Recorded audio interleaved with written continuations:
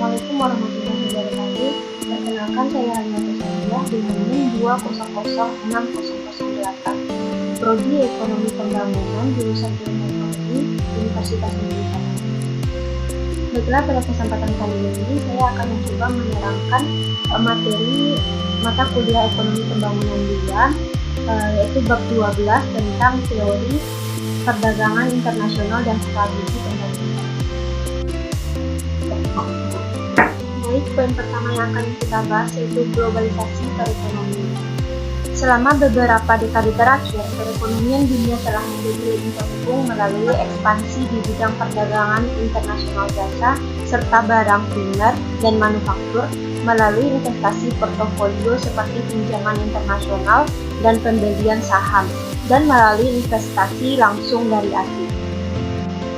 Globalisasi adalah sebuah proses di mana perekonomian dunia menjadi lebih terintegrasi menuju sebuah perekonomian global dan meningkatkan pembuatan kebijakan ekonomi global, misalnya melalui lembaga internasional seperti World Trade Organization atau WTO. Globalisasi juga mengacu pada timbulnya budaya global, di mana masyarakat mengkonsumsi barang dan jasa yang homogen, dimanapun mereka berada dan menggunakan bahasa yang sama dalam bisnis. Dan hal ini, bahasa yang digunakan yaitu bahasa Inggris. Perubahan tersebut memfasilitasi terintegrasinya ekonomi dan pada gilirannya akan mempromosikan globalisasi. Untuk sebagian orang, kata globalisasi memberi kesan adanya peluang bisnis yang menarik, keuntungan efisiensi dari perdagangan, pertumbuhan yang lebih cepat dibanding pengetahuan dan inovasi, serta adanya transfer pengetahuan ke negara berkembang untuk memfasilitasi pertumbuhan yang lebih cepat.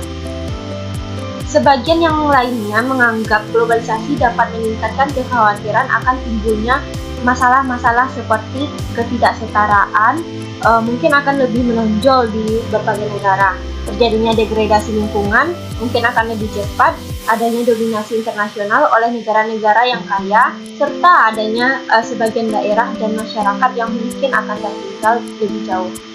Sehingga kebijakan yang tepat dan perjanjian-perjanjian sangat dibutuhkan untuk mencegah potensi terjadinya masalah-masalah tersebut. Perdagangan internasional, berbicara tentang perdagangan internasional, ini seringkali memainkan peran penting dalam sejarah negara berkembang. Baru-baru ini, banyak perhatian tertuju pada perdagangan dan isu pembangunan dan difokuskan untuk memahami suksesnya ekspor Asia Timur yang spektakuler. Perekonomian Taiwan, Korea Selatan, dan Asia Timur lainnya merupakan pioner dari strategi ini, yang juga telah berhasil diikuti oleh tetangganya yang lebih besar yaitu China. 5 pertanyaan mendasar mengenai perdagangan dan pembangunan. Yang pertama, bagaimana perdagangan internasional mempengaruhi rasio, struktur, karakter dari pertumbuhan ekonomi. Hal ini merupakan perdagangan sebagai sebuah mesin pertumbuhan, kontroversi yang tradisional. Pertanyaan yang kedua yaitu tentang bagaimana perdagangan mengubah distribusi pendapatan dan kekayaan dalam sebuah negara dan berbeda dengan negara lainnya. Apakah perdagangan adalah sebuah paksaan internasional dan setara atau tidak setara dengan domestik? Dengan kata lain, bagaimana keuntungan dan kerugian distribusi dan siapa yang akan mendapatkan benefit dari semua itu? Pertanyaan yang ketiga yaitu, dalam kondisi apa sebuah perdagangan dapat menolong suatu negara untuk mencapai tujuan-tujuan pembangunannya? Yang keempat, bisakah suatu negara berkembang menentukan berapa banyak negara itu melakukan perdagangan atau produk dan servis mana yang akan dijual sesuai dengan kemauan negara itu sendiri? Yang kelima, dengan mengingat pengalaman masa lalu dan penilaian calon, haruskah negara berkembang mengadoptasi kebijakan yang berorientasi keluar, seperti perdagangan bebas, harus diperluas modal dan sumber daya manusia dan lain-lainnya, atau sebuah kebijakan yang berorientasi ke dalam proteksionis untuk kepentingan kemandirian, atau gabungan yang kombinasi dari keduanya. misalnya dalam bentuk kerjasama ekonomi regional dan kebijakan ekspor strategis. Apa argumen yang mendukung dan menentang strategi perdagangan alternatif untuk pembangunan? Pentingnya ekspor bagi berbagai negara berkembang. Negara berkembang cenderung lebih bergantung pada perdagangan daripada negara maju. Hal ini karena negara berkembang memiliki keterbatasan sumber daya modal sehingga mereka harus melakukan ekspor untuk meningkatkan sumber daya modal atau untuk meningkatkan barang konsumsi yang tidak atau belum tersedia di negaranya. Elastisitas penerimaan dan pendapatan ekspor yang tidak stabil. Income elasticity of demand menunjukkan adanya perubahan pendapatan yang disebabkan oleh perubahan permintaan. Sedangkan price elasticity of demand menunjukkan perubahan harga dipengaruhi oleh perubahan jumlah barang yang diminta pada konteks perdagangan internasional. Kedua elastis ini berkontribusi pada yang namanya export earning instability yang menunjukkan adanya fluktuasi dalam ekspor. Ekonomi memiliki nama tersendiri untuk hubungan antara harga barang ekspor dan impor pada jenis barang yang sama, yakni commodity term of trade. Ini adalah rasio rata-rata harga ekspor terhadap harga impornya pada suatu negara. Pada negara berkembang, rasio ini cenderung menurun dari waktu ke waktu. Argumen ini dijelaskan dalam hipotesis Friedrich-Singer, yaitu dalam jangka panjang, negara berkembang cenderung mengalami penurunan dalam hal perdagangan primer produk yang diekspornya karena kombinasi dari pendapatan yang rendah dan price elasticity of demand. Teori tradisional perdagangan internasional. Mengapa manusia melakukan perdagangan? Pastinya karena itu merupakan tindakan yang menentukan. Setiap manusia memiliki perbedaan kemampuan, begitu juga dengan negara. Oleh karena itu, diperlukan perdagangan untuk menutupi kekurangan yang dimiliki. Teori keunggulan komparatif, comparative advantage theory. Keunggulan komparatif adalah keunggulan natural yang dimiliki negara dalam hal memproduksi suatu barang. Misalnya, biaya produksi yang relatif lebih murah oleh karena sebab tertentu atau ketersediaan sumber daya yang lebih banyak dibandingkan negara lain. Teori keunggulan absolut, sedangkan keunggulan absolut adalah keunggulan natural yang dimiliki negara dalam memproduksi suatu barang yang mana negara lain tidak bisa atau sangat sulit memproduksinya. Faktor endorsement relatif atau spesialisasi internasional. Model neoklasik. Faktor endorsement trade theory adalah model neoklasik dalam perdagangan bebas yang menjelaskan bahwa negara akan melakukan spesialisasi produksi suatu komoditas dengan memanfaatkan segala faktor produksi yang dimiliki. Teori ini berdasarkan pada dua proporsi yang sangat penting, yakni yang pertama, produk yang berbeda membutuhkan faktor produksi dalam proporsi yang relatif berbeda. Yang kedua, negara memiliki potensi faktor produksi yang juga berbeda. Teori perdagangan dan pembangunan.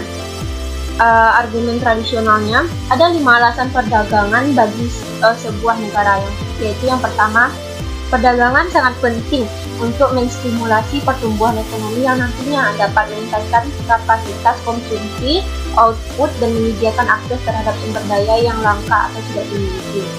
Yang kedua, perdagangan mendatangkan efisiensi dalam hal penggunaan sumber daya. Yang ketiga, perdagangan membantu negara mencapai pembangunan yang mereka maksud melalui keunggulan komparatifnya. Yang keempat, dalam perdagangan bebas dunia, harga internasional dan biaya produksi mencerminkan seberapa besar negara harus memperdagangkan dengan tujuan untuk memaksimalkan kesejahteraan warga negaranya. Dan yang terakhir, yang kelima, untuk meningkatkan pertumbuhan dan pembangunan, kebijakan outward looking dibutuhkan. Kritik terhadap teori perdagangan tradisional neoklasik pada negara berkembang. Terdapat 6 asumsi dasar model perdagangan tradisional neoklasik yang perlu dikaji apabila dikaitkan dengan negara berkembang. Yang pertama, sumber daya tetap atau sama di negara manapun dan asumsi full employment. North-South Trade Model menjelaskan tentang perdagangan yang dilakukan negara kaya, negara maju atau North. dan miskin negara berkembang atau South disebabkan oleh adanya perbedaan sumber daya, yang mana negara maju memiliki sumber daya modal, kemampuan entrepreneur, dan tenaga kerja ahli yang baik. Sedangkan di negara berkembang, sumber daya modal terbatas sehingga hanya mampu mempekerjakan tenaga kerja yang kurang ahli, ditambah kurangnya kemampuan entrepreneur. Keadaan ini membuat negara maju memiliki keunggulan komparatif sehingga tingkat profit lebih tinggi. Pada negara berkembang, nyatanya terdapat banyak sekali tenaga kerja yang tidak bekerja atau menganggur. Teori Van for Surplus pada perdagangan internasional menjelaskan bahwa lahan dan tenaga kerja yang tidak atau belum dimanfaatkan secara optimal akan digunakan untuk mendorong tingkat produksi barang lebih banyak sehingga dapat melakukan ekspor. Yang kedua, teknologi produksi sama dan tersedia secara bebas di negara manapun, serta selera konsumen yang tidak dipengaruhi produsen. Kenyataannya, negara maju lebih memiliki kesempatan yang jauh lebih besar untuk menemukan atau mengembangkan teknologi. Oleh hal demikian, maka banyak negara yang cenderung berinvestasi pada kemajuan teknologi negara maju. Dengan begitu, negara berkembang akan semakin tertinggal. Dengan berkembangnya teknologi itu, negara maju mendapat keuntungan dalam hal perdagangan seperti iklan. Asumsi yang mengatakan bahwa selera konsumen tidak dipengaruhi oleh produsen tidak dapat diterima, karena iklan terbukti dapat mempengaruhi selera konsumen, yang mana informasi terbatas dan tidak sempurna untuknya. Dapat kita lihat juga pada kenyataan bahwa di negara berkembang, iklan didominasi oleh produk asing yang dijual dalam pasar lokal. Yang ketiga, faktor produksi di dalam negeri dapat bergerak dengan mudah pada aktivitas produksi secara karakteristik pasar persaingan sempurna. Pada kenyataannya, di negara berkembang, faktor produksi tidak bergerak sempurna atau dengan mudahnya. Hal ini disebabkan oleh ketergantungan terhadap jumlah output, keseluruhan perekonomian, dan infrastruktur sosial seperti jalan, rel, komunikasi, dan lain-lainnya. Seperti yang kita ketahui, infrastruktur pada negara berkembang tidak begitu tersedia dengan baik dan memadai. Selain itu, struktur institusi dan politik yang kaku turut mempengaruhi kelambanan pergerakan faktor produksi. Di sisi lain, negara maju yang memiliki keuntungan dalam hal teknologi dapat menekan biaya produksi mereka sehingga negara-negara berkembang sulit bersaing. Hal ini dapat diatasi dengan menekan harga atau jumlah output barang lokal maupun dengan mengurangi biaya produksi. Akan tetapi, produsen negara berkembang cenderung memilih untuk bersatu daripada menurunkan harga atau output ataupun sumber daya yang digunakan. Dengan melakukan hal tersebut, maka produk tetap dapat bersaing dengan produk asing dengan memanfaatkan kelangkaan. Ini menunjukkan adanya karakteristik pasar yang cenderung oligopoli atau bahkan monopoli. Oleh karena itu, asumsi bahwa karakteristik pasar persaingan sempurna tidak dapat diterima. Yang keempat, tidak ada peran pemerintah dalam perekonomian internasional. Seperti yang kita ketahui, pemerintah jelas berperan dalam hal perekonomian internasional. Terdapat beberapa kebijakan yang dilakukan pemerintah untuk mempengaruhi perekonomian internasional, di antaranya pengenaan tarif impor, kuota impor, dan subsidi ekspor. Yang kelima, negara perdagangan seimbang dan negara manapun dianggap mampu menyesuaikan diri dengan perubahan harga dan perekonomian dunia. Neraca perdagangan seimbang adalah suatu kondisi di mana nilai ekspor sama dengan nilai impor. Asumsi ini juga tidak dapat diterima apabila dikaitkan dengan negara berkembang yang mana sebagian besar mengalami neraca perdagangan yang defisit, atau dapat dikatakan bahwa negara berkembang cenderung lebih banyak melakukan impor. Teori perdagangan tradisional mengasumsikan bahwa negara siap menyesuaikan dengan perubahan harga dan perekonomian dunia dalam keadaan apapun. Penyesuaian dalam teori atau di atas kertas memang mudah, akan tetapi pada kenyataannya sangatlah sulit. Hal ini disebabkan adanya sifat yang kaku pada institusi atau politik dalam negeri. Yang keenam, keuntungan dari perdagangan diterima secara nasional atau negara yang melakukan perdagangan tersebut. Kita semua tahu bahwa asumsi ini tidak sepenuhnya benar, dan ini merupakan isu atau masalah yang sulit dipecahkan. Hal ini berkenaan dengan siapa pemilik dan siapa pekerja. Seperti yang kita ketahui, banyak negara maju turut membantu menyediakan fasilitas untuk mengolah sumber daya di negara-negara berkembang. Tapi yang melakukan perdagangan tetap atas nama institusional nasional, sehingga keuntungan yang diperoleh akan dibagi dua dalam porsi yang sesuai kesepakatan.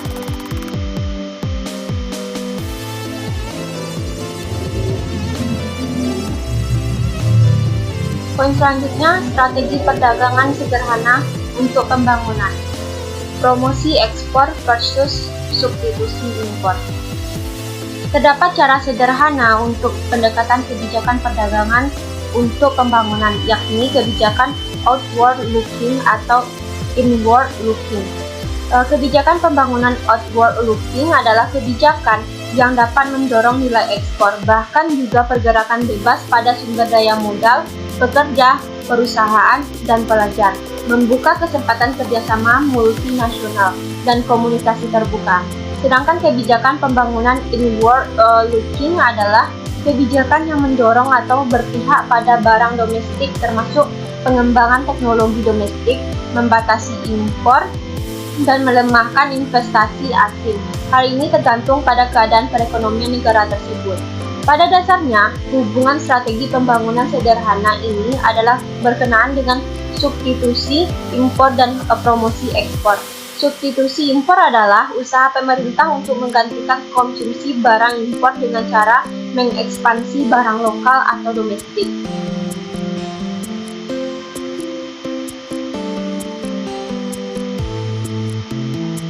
Sedangkan promosi ekspor adalah upaya pemerintah untuk meningkatkan nilai ekspor melalui peningkatan insentif ekspor, penurunan disinsentif ekspor, dan cara lain dalam rangka untuk meningkatkan nilai tukar asing dan tujuan-tujuan tertentu.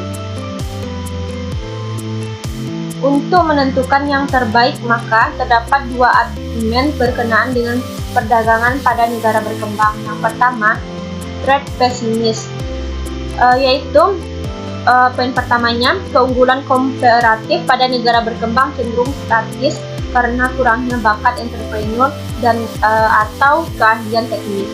Yang keduanya, transfer pendapatan tidak sepenuhnya dirasakan dan didapatkan secara nasional. Sedangkan yang trade optimist, yang pertama, alokasi penggunaan segala sumber daya dapat efisien karena adanya transfer teknologi sehingga mengurangi biaya produksi. Yang kedua, meningkatnya pertumbuhan ekonomi. Mungkin pada awal promosi ekspor terasa lebih sulit dan hanya dapat sedikit keuntungan relatif pada substitusi impor. Akan tetapi pada jangka panjang, pada saat tertentu, promosi ekspor akan mendatangkan keuntungan atau manfaat jauh lebih besar daripada substitusi impor yang mana akan mengalami diminishing return secara drastis. Poin selanjutnya yaitu pendekatan kebijakan ekspor dengan strategi industrialisasi. Semenjak tahun 1980, sebuah pemikiran muncul dan mempengaruhi hubungan antara perdagangan dan pembangunan.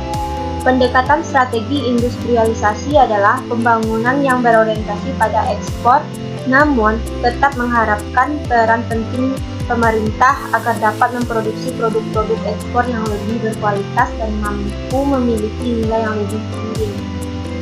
Pendekatan ini dimulai pertama kali sebagai literatur empiris, namun telah mengembangkan sebuah teori untuk membantu menjelaskan mengapa dengan sebuah regulasi ekspor justru dapat meningkatkan laju pembangunan dibandingkan dengan perdagangan bebas tanpa adanya regulasi.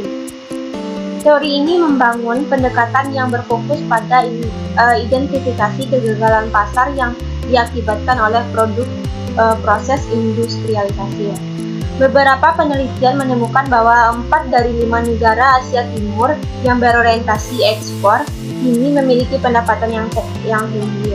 Dan fakta yang ditemukan adalah negara-negara tersebut memiliki pemerintah yang aktif dalam mendorong industri ekspor dan untuk berusaha meningkatkan daya asing serta meningkatkan nilai tambah produk-produk mereka dengan mempekerjakan tenaga kerja yang lebih ahli dan menggunakan teknologi tinggi.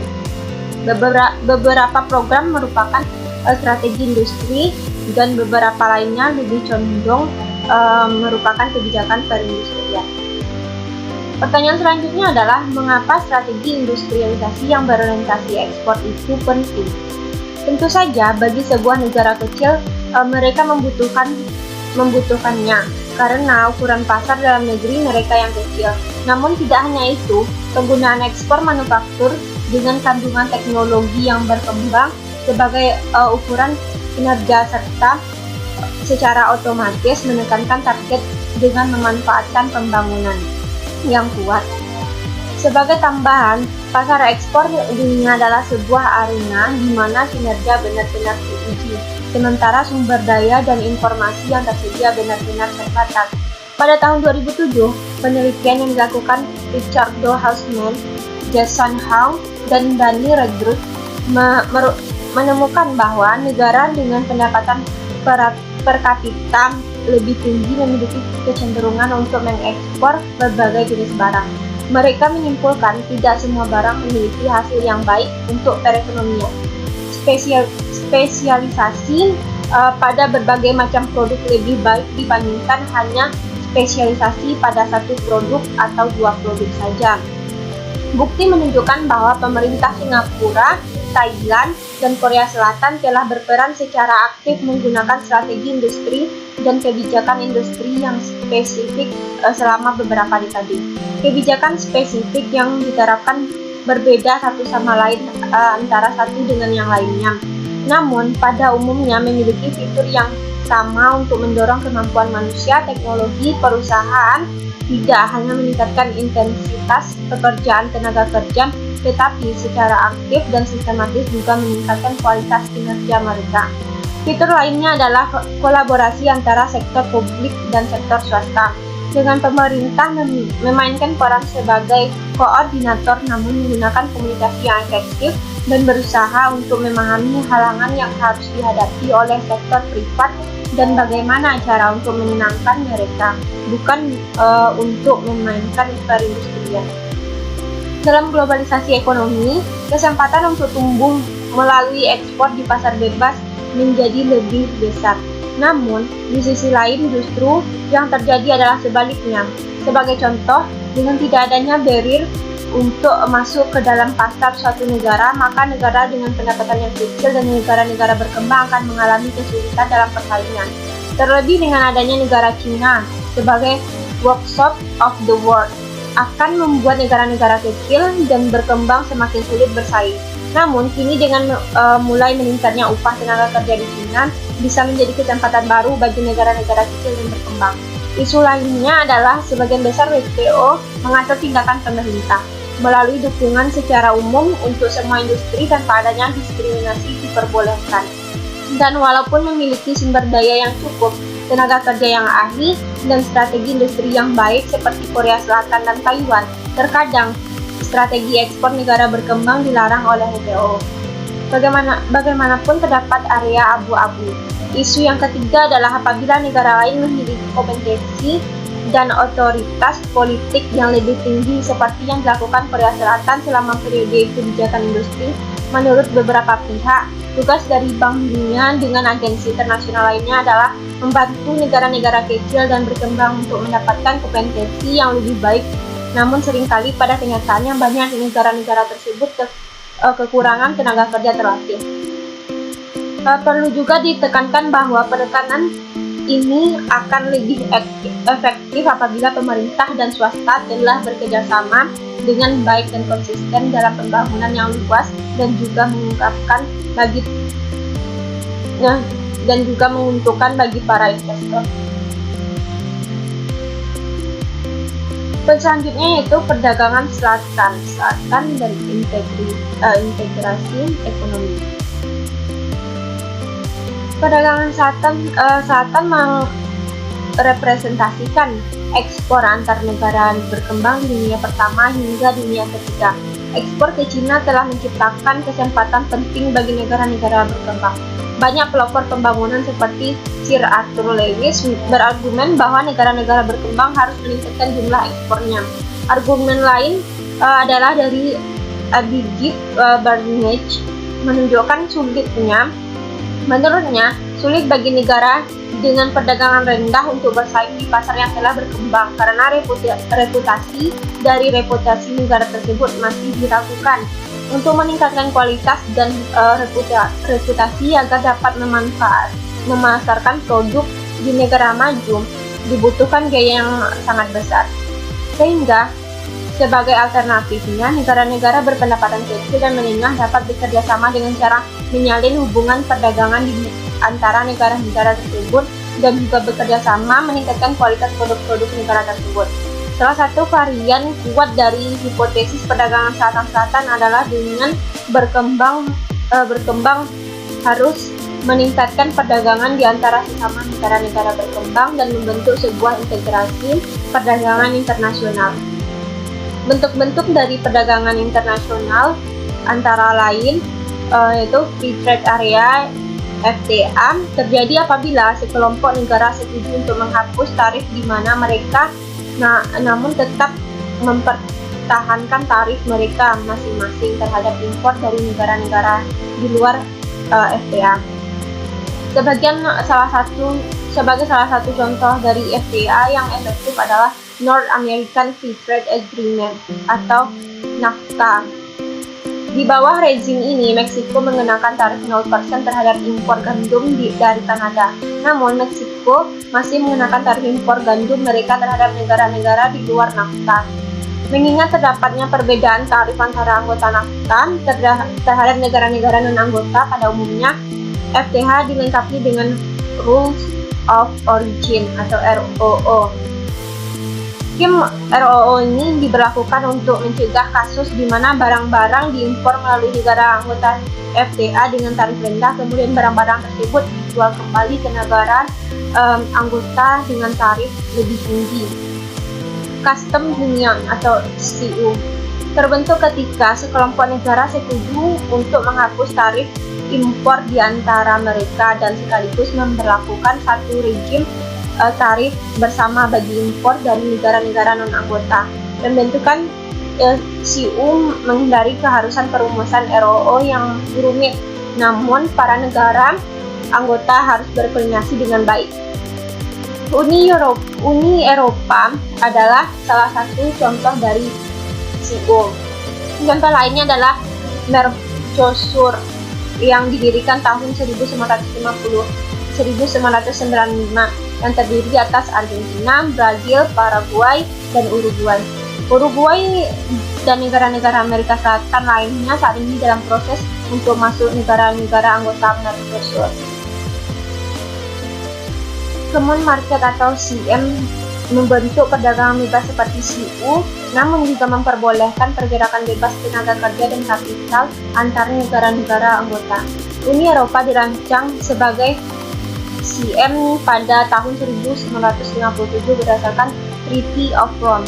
Penduduk Uni Eropa memiliki paspor bersama dan diperbolehkan untuk bekerja dan berinvestasi tanpa batas di negara-negara anggota Uni Eropa. Hingga saat ini, Uni Eropa telah menjadi sebuah kesatuan ekonomi, Economic Union, dan kesatuan moneter atau Monetary Union. Adanya kerjasama antar negara akan menghapus penghambatan perdagangan antar negara-negara anggota. Timbullah kemungkinan kombinasi dan strategi industri. Hal ini sangat bermanfaat lebih lagi bagi dunia industri, di mana terdapat economic of scale. Di antara argumen-argumen mengenai integrasi terhadap kriteria utama yang harus dipenuhi yaitu trade creation dan trade diversion. Trade creation biasanya muncul di awal pembentukan kerjasama perdagangan regional, di mana terjadi apabila ada beberapa negara memproduksi barang yang sama, namun dengan biaya yang berbeda. Misalnya, negara A dan B memproduksi tekstil. Negara A mampu memproduksi tekstil dengan biaya lebih murah dibandingkan dengan negara B. Namun, apabila tekstil di negara A dijual ke negara B, harganya akan lebih mahal karena terkena biaya cukai, pajak, dan lain sebagainya. Dengan menggunakan trade reaction, hambatan-hambatan tersebut dihapuskan dan negara B mengurangi produk tekstilnya, sehingga penduduk kedua negara dapat menikmati tekstil dengan harga yang lebih murah. Sedangkan trade diversion adalah pemindahan negara pemasok dari negara luar anggota yang lebih efisien ke negara anggota yang berproduksi kurang efisien. Poin selanjutnya, kerjasama blok ekonomi regional dan globalisasi perdagangan. Saat ini muncul banyak berbagai bentuk kerjasama perdagangan yang didasarkan pada kedekatan dalam hal geografis, seperti saja NAFTA, Mercosur, dan Uni Eropa. Bahkan negara-negara berkembang lainnya pun juga mendirikan kerjasama seperti ASEAN yang terdiri atas negara-negara yang terletak di Asia Tenggara dengan anggota Singapura, Malaysia, Laos, Myanmar, Brunei, Filipina, Vietnam, Thailand, dan yang tersebar di Indonesia. Di kawasan Afrika juga terdapat kerjasama regional yang dikenal dengan nama South African Development Community atau disingkat dengan SADC. Dengan anggotanya antara lain Angola, Botswana, Lesotho, Malawi, Mozambik, Namibia, Afrika Selatan, Swahili, Zambia, dan Zimbabwe. Munculnya banyak blok ini menimbulkan pertanyaan, apakah dengan adanya blok-blok ini globalisasi ekonomi akan segera terwujud atau justru akan semakin menjauhkan negara-negara dunia dan globalisasi ekonomi? Hingga saat ini belum ada jawaban yang pasti untuk menjawab pertanyaan ini. Pihak yang merasa optimis berargumen bahwa munculnya kerjasama regional ini adalah bentuk semangat untuk mewujudkan perdagangan bebas seperti prinsip WTO. Spirit ini adalah yang mengizinkan anggota-anggotanya terlibat dalam FTA atau Custom Union, walaupun di sisi lain bertentangan dengan prinsip non-diskriminasi yang diusung WTO. Sedangkan pihak yang pesimis berargumen bahwa dukungan politik terhadap perdagangan bebas cenderung berkurang setelah munculnya kerjasama regional ini. Kerjasama ini cenderung meningkatkan hambatan perdagangan bagi negara-negara non-anggota. Selanjutnya itu kebijakan perdagangan dari negara maju. Kendala utama pengembangan ekspor negara-negara berkembang baik untuk produk primer maupun manufaktur telah melalui berbagai macam serangkaian hambatan perdagangan yang berasal dari negara-negara maju. Prospek dari pengembangan perdagangan internasional negara-negara berkembang bergantung pada kebijakan-kebijakan ekonomi domestik dan internasional negara-negara maju. Kebijakan komersial dan ekonomi negara maju yang paling penting dipandang untuk masa depan negara berkembang dalam menghasilkan devisa adalah yang pertama, menghambat perdagangan tarif dan non-tarif ekspor negara-negara berkembang. Yang kedua, penyesuaian bantuan untuk pekerja yang terlantar di negara-negara maju. Ketiga, ekspor negara-negara maju dan dengan biaya rendah. Keempat, dampak umum kebijakan ekonomi domestik negara maju pada negara berkembang. Efek keseluruhan dari hambatan tarif dan non-tarif kuota telah menurunkan harga efektif yang diterima negara berkembang untuk ekspor mereka, mengurangi jumlah yang diekspor dan mengurangi pendapatan devisa yang diterima. Perjanjian umum mengenai tarif dan negosiasi perdagangan di Uruguay pada tahun 1995 yang menjadi konsep berdirinya WTO untuk menggantikan GATT pada hakikatnya mengurangi hambatan tarif dan non-tarif di banyak sektor. Tiga ketentuan utama dari perdagangan negara-negara berkembang antara lain adalah sebagai berikut. Yang pertama, negara-negara maju menurunkan tarif pada manufaktur rata-rata 40%, namun negara-negara berkembang masih menghadapi tarif yang 10% lebih tinggi dari rata-rata global. Sementara negara-negara maju menghadapi tarif yang 30% lebih tinggi. Yang kedua, perdagangan produk pertanian di bawah otoritas WTO dan harus semakin diliberalisasi. Yang ketiga, tarif atas impor tekstil berkurang hanya menjadi rata-rata 12%, 3 kali tingkat rata-rata tarif impor lainnya. Namun, negara-negara berpenghasilan rendah masih menghadapi tarif yang tinggi, dalam berbagai produk utama di bidang pertanian, tekstil, dan pakaian, dan subsidi pertanian sehingga menimbulkan kerugian besar bagi banyak negara berkembang. Dalam tingkat rumah tangga, Bank Dunia melaporkan bahwa tarif perdagangan yang efektif tertimbang yang dihadapi oleh masyarakat miskin jauh lebih tinggi daripada yang dihadapi oleh masyarakat non-miskin. Mereka berpenghasilan kurang dari $1 per hari, dan mereka yang tinggal di antara $1 dan $2 per hari mengharapkan tarif efektif lebih dari 14%. Pemerintah negara berkembang menyadari bahwa mereka mendapat kesepakatan yang tidak cocok dengan negara di Uruguay. Negara-negara berkembang mengkritik pemerintah negara-negara maju memaksa negara-negara berkembang tersebut untuk mematuhi peraturan WTO, bahkan untuk negara-negara miskin kekurangan sumber daya. Setelah 8 putaran perdagangan liberalisasi, hambatan perdagangan tetap ada dalam industri tekstil dan pertanian, barang yang paling mempengaruhi dunia berkembang. WTO mulai mempertimbangkan putaran baru perundingan untuk mengurangi hambatan perdagangan. Negosiasi yang sekarang digelar di Doha pada konferensi tingkat menteri keempat di Doha, Qatar pada tahun 2001, pemerintah anggota WTO sepakat untuk memulai negosiasi baru. Mereka juga sepakat untuk bekerja pada isu-isu lain, khususnya pelaksanaan perjanjian ini. Seluruh paket disebut Doha Development Agenda atau DDA. Baik, itulah rangkuman materi bab 12 yang dapat saya sampaikan. Jika ada kesalahan, saya mohon maaf. Saya sudahi dengan wassalamualaikum warahmatullahi wabarakatuh.